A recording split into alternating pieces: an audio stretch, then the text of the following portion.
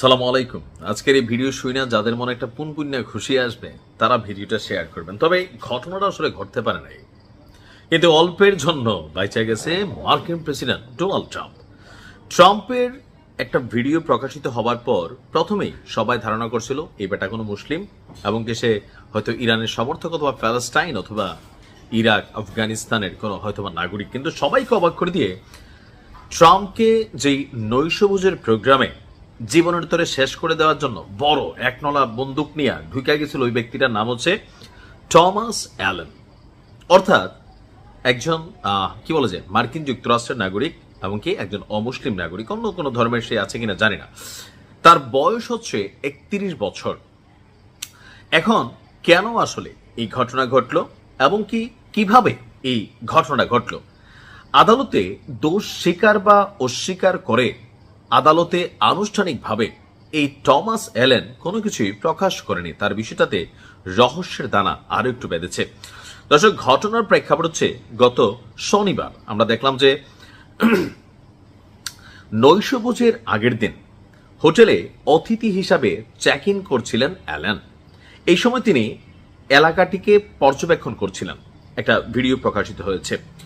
নৈশভোজ অনুষ্ঠানের আগের দিন সন্দেহভাজন ওয়াশিংটন হিলটন হোটেলের একটি করিডোর দিয়ে তাকে প্রথমে হাঁটতে দেখা যায় এবং পরে তিনি জিমে ঢোকেন। অভিযুক্ত ব্যক্তি একটি আধা স্বয়ংক্রিয় পিস্তল, একটি পাম্প অ্যাকশন শটগান এবং 3টি ছুরি তার সাথে বহন করছিল।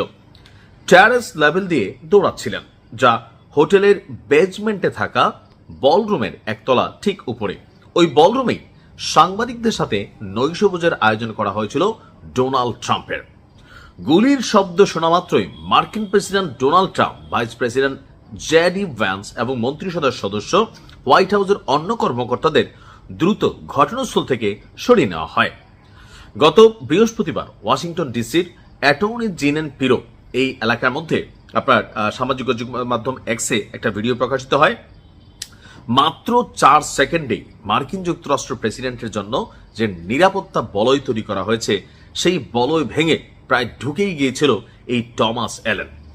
যুক্তরাষ্ট্রের ওয়াশিংটনে আপনার দেখা যায় যে মার্কিন প্রেসিডেন্ট ডোনাল্ড ট্রাম্পের উপস্থিতিতে আয়োজিত একটা সাংবাদিকদের সাথে নৈশভোজের প্রোগ্রামে একজন বন্দুকধারী হুট করেই ঢুকে পড়েন। হিলটন হোটেলের ডোরওয়েতে ঢুকে পড়েন এবং নিরাপত্তা চেক পয়েন্ট বিদ্যুৎ গতিতে অতিক্রম করেন। আর এই কাজটি করতে তার সময় লেগেছে মাত্র 4 সেকেন্ড। ভিডিওতে আমি দেখেছি এখানে অনেকগুলো মানুষ বসা ছিল, এমনকি নিরাপত্তা কর্মীরা একটু আরামে এসেছিল, বাকিরা অ্যালার্টিং পজিশনে ছিল। আর এখানে যে এমন একটা ঘটনা ঘটতে পারে এটা আসলে কারোর মাথায় আসে নাই।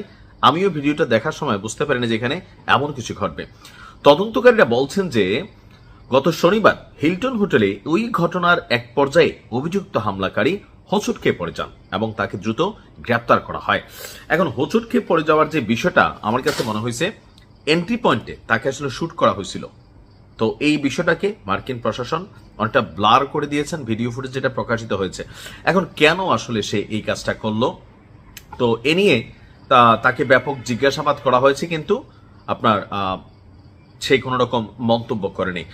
তো ধারণা করা হচ্ছে যে মার্কিন যুক্তরাষ্ট্রের প্রেসিডেন্ট ডোনাল্ড ট্রাম্পের যেই ফ্যাসিস্ট টাইপ সিদ্ধান্তগুলো হয় বা যেই এই মুহূর্তে তার বিভিন্ন সিদ্ধান্তে বিশ্বজুড়ে যে অশান্তি, তারপর হচ্ছে যুদ্ধ বিগ্রহ, জনগণের জীবনযাত্রা, সারা পৃথিবী একটা চাপে পড়েছে এই ইরান আমেরিকা বিভিন্ন যুদ্ধকে কেন্দ্র করা। আর এগুলো সবকিছুর নাচের গুরু হচ্ছে ডোনাল্ড ট্রাম্প। ট্রাম্প যদি না থাকে পৃথিবী শান্ত হবে, হয়তোবা এই সেন্সেই ঘটনা ঘটাই দিছিল। তবে রাখি আল্লাহ মারেকে, কথা আছে না, ভালো মানুষ বেশি দিন বাঁচে না, আর বাকিগুলা লম্বা সময় বাঁচে। ভালো থাকুন। আসসালামু আলাইকুম।